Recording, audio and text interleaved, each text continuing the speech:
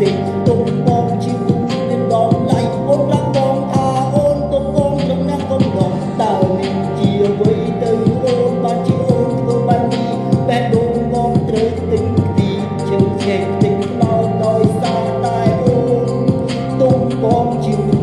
កំណងពេលដែលអូនជួបគ្នាជាមួយគេបងអត់មែនទេបានជា